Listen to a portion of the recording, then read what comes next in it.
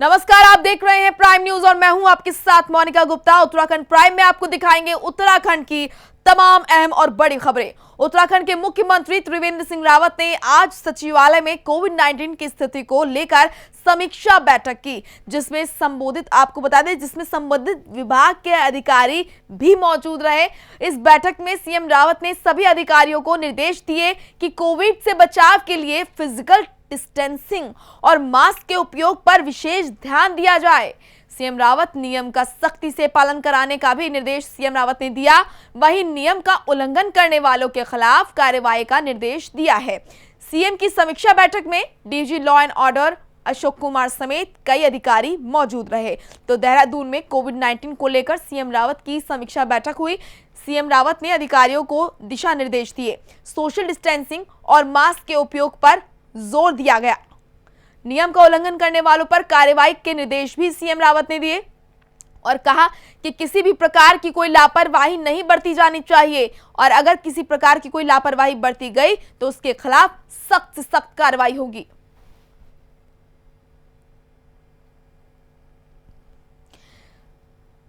तो आपको बता दें कि लगातार सीएम त्रिवेंद्र सिंह रावत कोविड-19 को लेकर प्रदेश में जो स्थिति बन रही है उसको लेकर चिंता में है और लगातार बैठकें कर रहे हैं। सीएम रावत ने अधिकारियों को दिशा निर्देश दिए हैं। सोशल डिस्टेंसिंग और मास्क के उपयोग पर जोर दिया। नियम का उल्लंघन करने वालों पर सख्त कार्रवाई के निर्देश भी सीएम त्रिवेंद्र सिंह रावत ने दिए। कोविड-19 को लेकर सीएम रावत लगातार बैठकें कर रहे हैं। समीक्षा बैठक की देहरादून में सीएम रावत ने अधिकारियों के साथ बैठक की, उन्हें दिशा निर्देश दिए और इसी के साथ सोशल डिस्टेंसिंग और मास्क के उपयोग पर जोर देने की बात कही। को लेकर के अभी कुछ जिलों में तो स्थिति अभी पूर्व की भांति है, सामान्य है, लेकिन कुछ जिलों में हमारी जो कोविड पेशेंट हैं उनकी संख्या बढ़ी है। लेकिन अभी भी जो हमारी व्यवस्थाएं हैं वो हमारी पर्याप्त व्यवस्थाएं हैं। अभी भी जो हमारे CCC हैं उनमें अभी भी एक तरह से खाली जैसी स्थिति है और निश्चित रूप से थोड़ा सा जो हमारा ऊधम सिंह नगर जनपद है और हरिद्वार जनपद है वहाँ पर इंडस्ट्रियल लेबर है और इंडस्ट्री में काफ़ी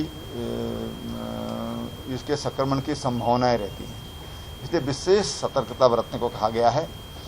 एक डिमांड जो आ रही है प्रदेश वासियों की तरफ से जो कोविड पेशेंट हैं या उनके परिवार के लोग हैं कि होम आइसोलेशन की भी सुविधा होना चाहिए, जैसे भारत सरकार ने भी जो गाइडलाइन दी है।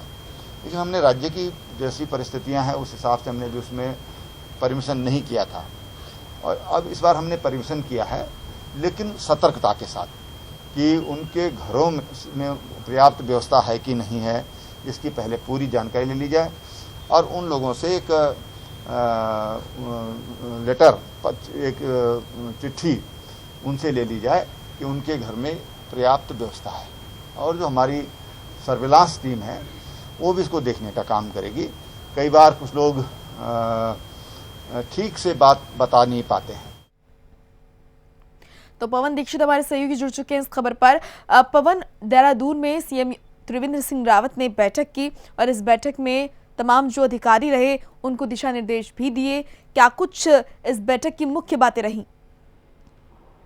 बिल्कुल मोनिका, आपको बता दें कि कोविड-19 को लेकर के मुख्यमंत्री लगातार समीक्षा बैठकें कर रहे हैं। यही वजह है कि कल मुख्यमंत्री त्रिवेंद्र सिंह रावत ने जो स्वास्थ्य विभाग के अधिकारी एवं प्रशासनिक अधिकारियों के साथ बैठक की, जिसमें पूरे कोविड-19 के नियंत्रण को लेकर के चर्चा की गई। इस समय की जो वर्तमान स्थिति है उस वर्तमान स्थिति को लेकर के चर्चा की गई।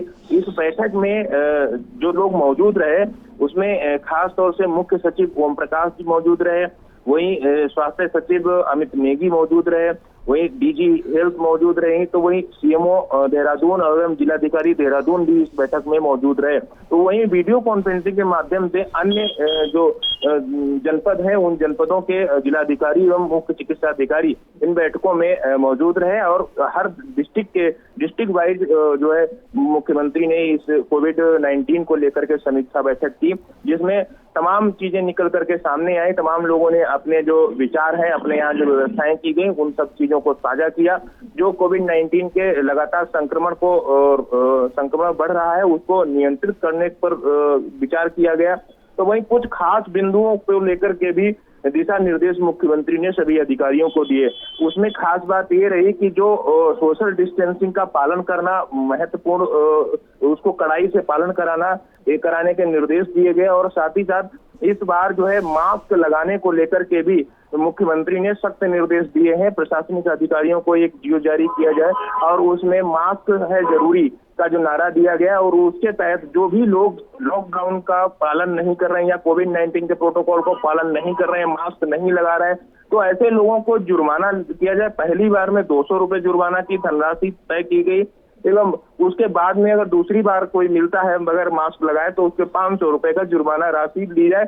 और साथ ही साथ एक और भी प्रयास ये मुख्यमंत्री ने उसमें साथ निर्देश दिए हैं, जो लोग बाय द वे भूल जाते हैं, मास्क लगाना भूल जाते हैं या धोखे में किसी के पास होता नहीं है, तो उन लोगों का चालान के साथ साथ जुर्माने राशि के साथ साथ वॉशेबल जो धुल करके दोबारा यूज होने वाले जो कपड़े के बने हुए मास्क हैं, उनको एक व्यक्ति को 4 मास्क देने का भी निर्देश दिए गए हैं।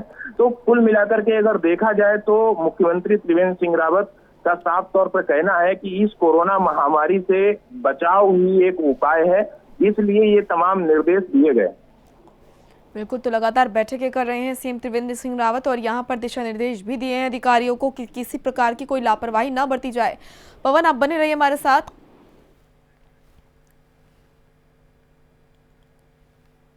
चलिए रुक करेंगे एक और बार देहरादून का, जहां से बड़ी खबर आ रही है। डेंगू को लेकर एक्शन में उत्तराखंड सरकार नजर आ रही है।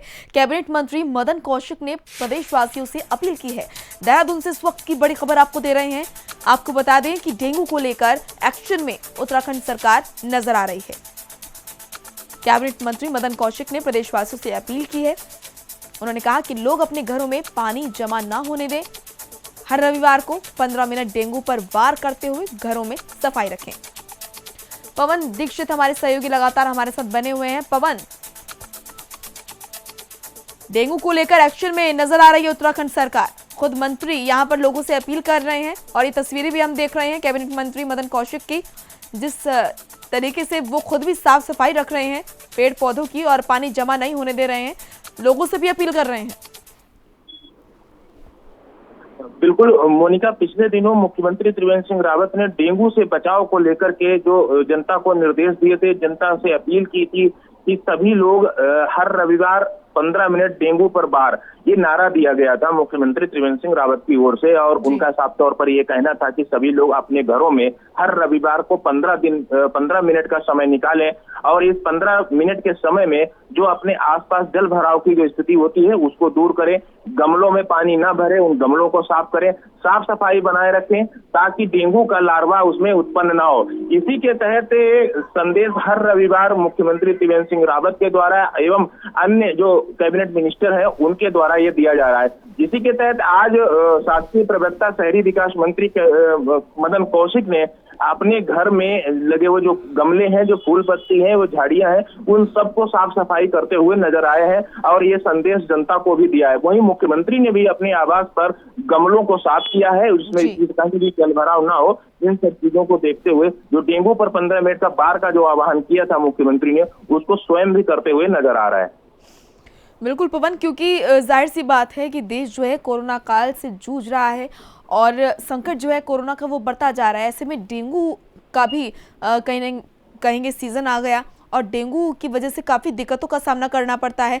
देखा जाता है कि मरीज सामने आते हैं, लेकिन इससे पहले ही तैयारियां पूरी कर ली जाए तो बेहतर है। इसलिए सरकार अपनी तरफ से पूरी तैयार है और लोगों से अपील भी कर रही है। लोगों से अपील की जा रही है, ये अच्छी बात है, लेकिन सरकार की तरफ से क्या कुछ तैयारियां दिख रही हैं पवन? बिल्कुल मोनिका, सरकार की ओर से क्योंकि डेंगू का सीजन जो है इस समय चल रहा है, बरसात होते ही डेंगू अपने पैर पसारना शुरू कर देता है। पिछले वर्षों की अगर जो आंकड़े देखे जाए तो उस दौर पिछले वर्षों में डेंगू का प्रकोप काफी बढ़ा है। क्योंकि देहरादून एवं देहरादून समेत अन्य जो मैदानी जनपद हैं प्रदेश के, उन जनपदों में डेंगू का प्रकोप काफी रहा है। तमाम लोगों की जान गई है, तमाम लोग डेंगू से प्रभावित रहे हैं, जिसको देखते हुए इस बार प्रशासन के द्वारा देहरादून की अगर बात करें, नगर निगम क्षेत्र में हर 2 दिन साफ सफाई को लेकर के टीम गठित की गई है नगर निगम के द्वारा और प्रशासन के द्वारा। जो स्वास्थ्य विभाग के कर्मचारी हैं, अधिकारी हैं, वो लोग अपने अपने जिन जिन क्षेत्रों में पिछले वर्षों में डेंगू बढ़ा है, डेंगू का प्रकोप रहा है, उन क्षेत्रों में लार्वा उत्पन्न ना हो, पानी का भराव कहीं पे भी ना हो, ऐसी जगह को चिन्हित करके और वहां पे लोगों के घर में भी जाकर के वहां पे कई लोगों के चालान भी काटे गए, ताकि लोग एक दूसरे से इसको बचाने के लिए सामने आए और जो डेंगू के जो लक्षण, जहाँ डेंगू का लार्वा उत्पन्न होता है, उस लार्वा को नष्ट किया जा सके, जिसके तहत तमाम लोगों के चालान काटे गए। और सबसे बड़ी बात है, प्रशासन के द्वारा इस बार गम्बुजिया, एक मछली का भी जहाँ जहाँ जल भराव होता है, जहाँ पे पानी का भराव रहता है, वहां पर एक मछली को डाला गया है, ताकि वो मछली लार्वा उत्पन्न नहीं होने देती है। ऐसा माना जाता है वो कोलकाता से, पश्चिम बंगाल से और कुछ अन्य जगहों से भी ऐसी मछलियां आई हैं, जो कि शहर के अन्य तो जो जलभराव की जहाँ पर स्थिति रहती है, वहां गम्बुजिया मछली का भी जो छोड़ी गई है। चलिए, बहुत बहुत शुक्रिया आपका पवन, तमाम महत्वपूर्ण जानकारियां देने के लिए। आजकल डेंगू का प्रभाव क्षेत्र में बढ़ने के कारण हम सबकी जिम्मेदारी है कि हम डेंगू से बचाव के जो उपाय हैं उनको अपनाएं। ऐसा समय निकालकर अपने घर के अंदर जहाँ भी रुका हुआ पानी है, चाहे वो नाली के अंदर है, चाहे वो जो हमारा कूलर इत्यादि हैं वहाँ हैं, और चाहे हमारे गमलों के अंदर जो जहाँ गमले रखते हैं उसके अंदर है, उस पानी को तत्काल निकाल कर और अलग करें, क्योंकि डेंगू का जो मच्छर है वो रुके हुए साफ पानी में भी आता है। तो इस कारण से आज हम लोगों की इस जिम्मेदारी के साथ और अपने घरों के अंदर समय निकाल कर और इस प्रकार के काम में जुटे। मुख्यमंत्री त्रिवेंद्र सिंह रावत जी ने यह आह्वान जो किया है, तो मैं भी उत्तराखंड के अपने सब मित्रों से निवेदन करना चाहता हूं कि डेंगू से बचाव के लिए कुछ समय निकाल कर हम अपने घर से इसकी शुरुआत करें। निश्चित रूप से डेंगू से हम पार पाएंगे। तो वहीं उत्तराखंड की वीरांगना तीलू रौतेली के जन्मदिन के मौके पर मुख्यमंत्री त्रिवेंद्र सिंह रावत ने सचिवालय में एक कार्यक्रम का आयोजन किया। इस कार्यक्रम में जिन महिलाओं ने बेहतर काम किए हैं उनको सम्मानित किया गया। मुख्यमंत्री ने बताया कि ये सम्मान समारोह हर वर्ष किया जाता है, लेकिन इस बार जिन महिलाओं ने कोविड और खेल के क्षेत्र में बेहतर काम किए हैं उन्हें सम्मानित किया गया। इस सम्मान के तहत आंगनवाड़ी वर्कर्स को 11,000 रुपए और तीलू रौतेली पुरस्कार के रूप में 21,000 के चेक वितरित किए गए। वहीं सीएम ने आज इन पुरस्कारों की धनराशि को बढ़ाने की घोषणा की है। वहीं विभागीय मंत्री रेखा आर्य भी कार्यक्रम में मौजूद रहीं, जहां उन्होंने कहा कि इस पुरस्कार से महिलाओं की समाज में बेहतर कार्य करने की प्रेरणा महिलाओं को मिलती है। तीलू रौतेली जी के जन्मदिन के अवसर पर जो महिलाएं हमारी अपने अपने क्षेत्रों में कुछ विशिष्ट कार्य कर रही हैं, उनको सम्मानित किया जाता है। तीलू रौतेली सम्मान और आंगनबाड़ी कार्यकर्त्री सम्मान इनको दिया जाता है, और जिसकी राशि 11,000 रुपया आंगनबाड़ी कार्यकर्त्री सम्मान के लिए और 21,000 रुपया तीलू रौतेली सम्मान निधि के रूप में उनको दिया जाता है। अभी इस बार के जो पुरस्कार दिए गए हैं उसमें कोविड पर जिन्होंने विशेष कार्य किए हैं उनको सम्मानित किया गया। कुछ लोगों ने खेल में अच्छा काम किया है, उनको सम्मानित किया गया है, और अगले वर्ष से इस राशि को बढ़ाने की मैंने आज घोषणा की है। जो तीलू रौतेली सम्मान है 21,000 से 31,000 रुपये उसको किया गया है, और आंगनबाड़ी कार्यकर्त्री जो सम्मान है उसको 11,000 से बढ़ा करके और 21,000 रुपया किया गया है। तो ऐसी महिलाओं का चिन्हीकरण किया गया है, और ऐसी महिलाओं का चिन्हीकरण पूरे प्रदेश भर में किया गया है, और उन महिलाओं को आज सम्मानित किया गया है। जो महिलाएं तीलू रौतेली पुरस्कार प्राप्त कर रही हैं उन्हें 21,000 की धनराशि के साथ उनको पुरस्कृत और सम्मान दोनों दिया गया है।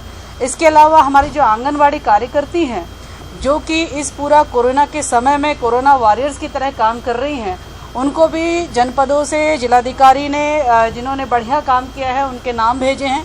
उनको भी आज जो है आंगनबाड़ी कार्यकर्तियों को सम्मान जो है वो किया गया है। उनको 10,000 की धनराशि जो है देकर पुरस्कृत किया गया है। उनके उत्साह को बढ़ाया गया है। इसके अलावा चूँकि हम सब लोग जानते हैं कि ये कोरोना का पीरियड चला हुआ है, हमारी मजबूरी थी सोशल डिस्टेंसिंग, मास्क पहनना और नियमों का अनुपालन करना। तो इसलिए मात्र देहरादून जनपद के आज जो हमारे आंगनबाड़ी कार्यकर्ती जिन्होंने पुरस्कार पाया और आज तिल्ली रोतेली पुरस्कार से जो सम्मानित हुई हैं, वही लोग यहाँ पर देहरादून जनपद में सचिवालय परिसर में आमंत्रित हो पाए। मेरा नाम संगीता थपलियाल है और मैं हिमंत फाउंडेशन सोसाइटी से हूँ और हमने कोविड-19 में राशन वितरण का काम किया है, मास्क वितरण किया है, महिलाओं को मास्क बनाने का प्रशिक्षण दिया, उन्हें घर पर रोजगार उपलब्ध कराया, हमने पका हुआ भोजन भी उपलब्ध कराया। इसके अलावा हमारी जो संस्था है पर्यावरण संरक्षण के लिए और महिलाओं को आर्थिक रूप से सशक्त बनाने के लिए काम कर रही है। पर्यावरण संरक्षण के लिए हम जैसे कि मंदिर में जो चुन्नियाँ चढ़ती हैं वो सिंथेटिक होती हैं, हम उनके विकल्प रूप में कॉटन की चुन्नियाँ के लिए लोगों को जागरूक कर रहे हैं, कॉटन की चुन्नियाँ और कॉटन की पोशाक, क्योंकि आमतौर पर आज के डेट में सिर्फ सिंथेटिक और प्लास्टिक के रूप में वो चुन्नियाँ यूज़ हो रहा है जो सिर्फ वन टाइम यूज़ होती हैं। वहीं रुड़की के पिरान कलियर में एक गांव ऐसा है जहां लोग अपनी जान हथेली पर रखकर तालाब के बीच से गुजरने को मजबूर हैं। हालांकि तालाब में मगरमच्छ और सांप का बसेरा है, बावजूद इसके ग्रामीणों के लिए यही एकमात्र रास्ता है जो उनके गांव से बाहर निकलता है। लेकिन जनप्रतिनिधि इस सब को जानते हुए भी अनजान बने हैं और गांव को मानो लावारिस छोड़ दिया गया है। वहीं बरसात में तालाब ओवरफ्लो हो जाता है और तालाब के किनारे बने घरों में पानी भर जाता है, जिससे ग्रामीणों पर बाढ़ के साथ मगरमच्छ और जहरीले सांपों का खतरा मंडराने लगता है। तो ये तस्वीरें देखकर आप अंदाजा लगा सकते हैं किस तरह से सोया हुआ है प्रशासन, जनप्रतिनिधि किस तरह से सोए हुए हैं, उनके इलाके के क्या कुछ हालात हैं उनको कोई मतलब नहीं। सिर्फ और सिर्फ यहाँ पर जो लोग हैं उनकी समस्या दिख रही है। मगरमच्छ की जानकारी अभी आपसे ही मुझे प्राप्त हुई है, इसकी ग्रामीण के द्वारा ये सूचना में प्राप्त नहीं हुई है। आपकी सूचना पर हम अभी वहाँ टीम को भेज देंगे और जैसे भी जितना जल्दी से पकड़ने के लिए हम जो भी कुछ कर पाएंगे उसे वहाँ से रेस्क्यू करने का करेंगे और रेस्क्यू कर किसी दूसरे स्थान पर उसे भेज देंगे, जैसे गंगा नदी जो उनका प्राकृतिक वास स्थल है वहाँ पर छोड़ दें। हाँ, अभी एक धनौरी के पास एक गांव है केलनपुर नाम से, वहाँ पर एक मगरमच्छ का रेस्क्यू किया था। और अभी सांतर शाह के पास एक गांव है, नाम है हलवा हेड़ी, शायद उस गांव से भी हमने मगरमच्छ को रेस्क्यू किया था। देखिए ये डिपेंड करेगा कि वहाँ पे लोकेशन किस तरह की है। अगर वो आज ही पकड़ने लगेगा तो उसे हम आज ही पकड़ देंगे, बाकी मौके पे देख के पता लगेगा, जो भी जैसे कर पाएंगे वो करते हैं। तेली वाला गया था, किसी ने मुझे बतलाया नहीं कि यहाँ पर मगरमच्छ है। इसकी जानकारी आपके द्वारा मुझे मालूम हो रही है, मैं इसकी जांच कराऊंगा और मैं अधिकारियों, जो भी अधिकारी उसे पकड़ सकते हैं उनसे बात करके और उसे जल्दी पकड़वाने की कोशिश करूँगा। अब जल तो बहुत बड़ा तालाब है, उसमें निकासी कोई जगह नहीं है। पिछली बार भी हमने नाला बनवाने की कोशिश की थी, हमें लोगों ने ज़मीन नहीं छोड़ी। जब ज़मीन हम किसी की में ज़बरदस्ती निकाल नहीं सकते, इसलिए उसका भी कोई ना कोई हल निकाला जाएगा।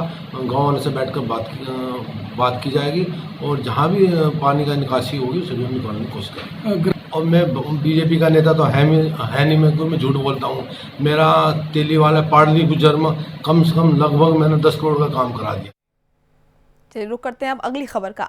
मसूरी के मनसाराम क्रिकेट मैदान में बच्चों के बीच फुटबॉल खेलने को लेकर विवाद हो गया और देखते ही देखते इस विवाद में बड़े लोग भी कूद पड़े और मामले ने उग्र रूप ले लिया।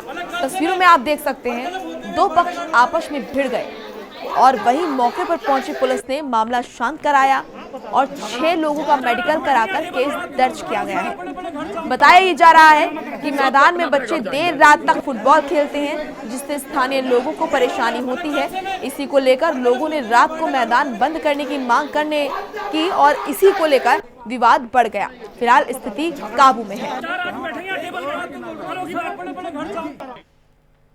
और यहाँ पे जो है बच्चे खेल रहे थे शाम को, उसके बाद बच्चों के बीच कुछ बॉल को लेकर कुछ विवाद हो गया था, जिसमें जो है ये दो पक्षों के जो है बड़े भी कूद पड़े और इनके बीच जो है वाद विवाद होने लग गया। इसी बीच जो है पुलिस ने मौके पर जाकर दोनों पक्षों को समझाया है और कुछ लोग जो मान नहीं रहे थे उनको लेकर पुलिस जो है थाने आई, उनका मीडियो किया जा रहा है। आगे जो भी कार्रवाई इसमें जो है बनेगी हम लोग उसमें कार्रवाई करेंगे। कुछ संज्ञान में आया नहीं है, लेकिन सुना है क्या कहते हैं हिंदुस्तान जिंदाबाद, वो एक कॉमन नारा है, वो तो कहीं भी लगता है। हिंदुस्तान जिंदाबाद के नारे सुना है, कुछ लगे वहाँ पे। इसके अलावा कोई ऐसी बात वहाँ पे जो है सामने नहीं आई, कोई सांप्रदायिक या कोई विवाद, बहुत बड़ा विवाद हो।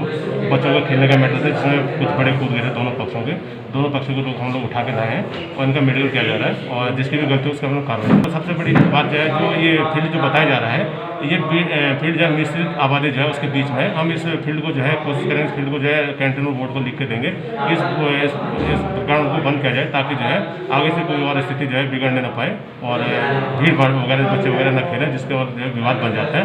हम इस ग्राउंड को बंद करने की कार्रवाई हम लोग करवाएंगे और 81वां चालान करेंगे। अगर कोई वहाँ पर टहरी आती है तो हम उसमें अलग से कार्रवाई करेंगे। फिलहाल इनका 81वां चालान कर रहे हैं। तो वहीं पहाड़ों की रानी मसूरी में आज हुई तेज बारिश से तापमान में भारी गिरावट दर्ज की गई, जिससे जनजीवन अस्त व्यस्त हो गया। मसूरी लाल बहादुर शास्त्री प्रशासनिक अकेडमी रोड बालवाड़ी के पास एक बड़ा पेड़ गिरने से मार्ग बाधित हो गया, जिसके बाद मौके पर पहुंची प्रशासनिक टीम ने रास्ता खुलवाने का काम किया। वहीं आपको बता दें कि भारी बारिश के चलते मसूरी देहरादून मार्ग और मसूरी कैंपटी मार्ग पर कई जगह हल्का भूस्खलन हुआ, जिससे लोगों को दिक्कतों का सामना करना पड़ा। वहीं मौसम विभाग ने अगले 24 घंटों के लिए भारी बारिश की संभावना जताई है। तो ये तस्वीरें आप देख रहे हैं किस तरह से जो पहाड़ों की रानी है मसूरी, वहां पर तेज बारिश हो रही है, तापमान में भारी गिरावट दर्ज की गई है। पहाड़ी क्षेत्रों में जनजीवन अस्त व्यस्त हो गया है। भारी बारिश से कई जगह भूस्खलन देखा गया, तो कई जगह पेड़ जो हैं वो टूटकर नीचे गिर गए। वहीं डोईवाला में मौसम विभाग के जरिए जारी की गई भविष्यवाणी सच साबित हो गई और इलाके में देर रात से जमकर बारिश हुई, जिससे बुल्लावाला गांव में कई नाले ओवरफ्लो हो गए और घरों में पानी घुस गया, जिससे लोगों का काफी नुकसान बताया जा रहा है। वहीं स्थानीय लोगों ने नुकसान की भरपाई के लिए सरकार से मुआवजे की मांग की है। नेशनल पार्क हमारे से सटा हुआ जो पार्क है, भारी बारिश के कारण अक्सर हमारे यहाँ बरसात में बाढ़ आ जाती है। हमारी सरकार से मांग है कि इस बाढ़ का दोनों तरफ पुस्ते बनाकर और एक रो में दे के पानी को बाढ़ से बचाया जा सकता है। लोगों के घरों में पानी घुसा है, अनाज का नाश हुआ है और फसलें बर्बाद हुई हैं। गन्ने की फसलें, मक्की की फसलें, इस तरीके की काफ़ी फसलें बर्बाद हुई हैं और लोगों के रात को अचानक पानी आने से जिसके घर में किचन में और अनाज के भंडारों में पानी घुसा है वो सब खराब हो गया है। वहीं रुद्रप्रयाग के सौड़ उमरेला की बबीता रावत लोगों के लिए मिसाल बन गई है, जिसने स्वरोजगार के जरिए विषम परिस्थितियों में अपने परिवार को संकट से उबारा है। बबीता रावत पिछले 3 साल से खेती का काम कर रही हैं और मशरूम की खेती कर अच्छा मुनाफा कमा रही हैं, जिससे उन्होंने अपने घर की आर्थिक स्थिति काफी बेहतर कर ली है। बबीता रावत की इसी काम के आधार पर राज्य सरकार ने उन्हें तीलू रौतेली पुरस्कार से सम्मानित भी किया। जो सब्जी उत्पादन का काम है, पहले गांव में जैसे हमारे मम्मी पापा चाची ताई वगैरह वो सारे लोग काम करते थे सब्जी उत्पादन का और फसलें जो उगाते थे, जो पारंपरिक खेती चली आ रही है वो उगाते थे, तो उसमें उन्हें मेहनत बहुत करते थे लेकिन उनको फ़ायदा उस प्रकार का नहीं हो पाता था।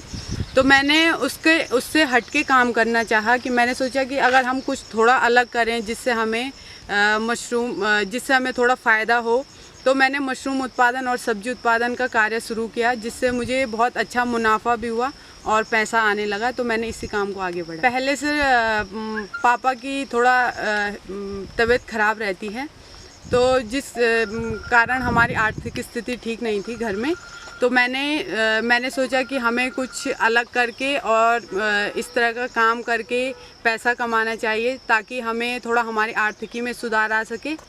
फिर मैंने ये सब्जी उत्पादन का कार्य शुरू किया, जिससे हमारी आर्थिकी मजबूत हुई और आगे भी यही काम कर रही हूँ।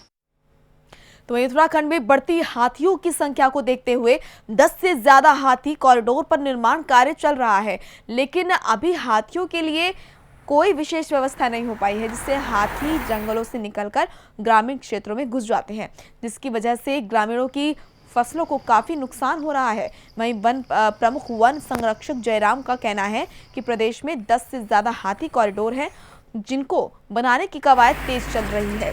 साथ ही उन्होंने चेतावनी दी है कि अगर हाथी कॉरिडोर निर्माण में कोई भी बाधा उत्पन्न करता है तो उसके खिलाफ कार्रवाई अमल में लाई जाएगी। हल्द्वानी में हाथी कॉरिडोर को लेकर वन विभाग सक्रिय नजर आ रहा है। देखिए, हाथियों के जो भटकने के कारण सिर्फ कॉरिडोर ही नहीं है, और भी कारण है इसके। और जहाँ तक कॉरिडोर की बात है तो उस कॉरिडोर्स को हम लोग रिवाइव कर रहे हैं उत्तराखंड में, और उसके लिए जो है हम कुछ मॉडल प्लानिंग हम कुछ ला रहे हैं इसके लिए। और हमारी जो है इस WWF से भी हमारी बात हो रही है इस बारे में कि कुछ हम एक तो कॉरिडोर्स को पहले मॉडल कॉरिडोर के रूप में विकसित करें, ठीक है ना। कॉरिडोर तो उत्तराखंड में 10 से ज़्यादा हैं, और हम ये चाहते हैं कि एक उसका बाकायदा उस पर एक फॉर्मल काम हो उस पर, और एक मॉडल कॉरिडोर कैसा होना चाहिए उसको हम एक बनाएं, और उसके बाद फिर हम वो चीज़ और जगह भी अप्लाई करें। और हाथियों के जहाँ तक आबादी में आने की वजह है वो बहुत सारी वजह हैं, सिर्फ एक कॉरिडोर ही नहीं है। देखिए, जहाँ तक मैं समझता हूँ कि कोई भी बड़ा इस्टेब्लिशमेंट आता है तो फॉरेस्ट डिपार्टमेंट से वो NOC लेता है, और ये वाइल्ड लाइफ की बात भी देखी जाती है उसमें। वाइल्ड लाइफ के लोग उस चीज़ को एग्जामिन करते हैं, और अनापत्ति तो तभी दी जाती है जबकि कोई ये बात आए कि साहब वास्तव में बड़ा वाइल्ड लाइफ के लिए कोई हिंड्रेंस हो रहा है। तो मैं समझता हूँ कि अगर इंडियन ऑयल भी कोई इस तरह का अपना लाया है एस्टैब्लिशमेंट वहाँ पे, तो फॉरेस्ट डिपार्टमेंट ने उसको चेक तो किया होगा, है ना। बाकी डिटेल्स में देखा जा सकता है, और अगर अब ऐसी स्थिति कोई आ रही है तो उसके लिए मिटिगेशन मेजर लिए जाएंगे। चलिए फिलहाल रुकना एक छोटे से ब्रेक के लिए, जल्द हाजिर होंगे।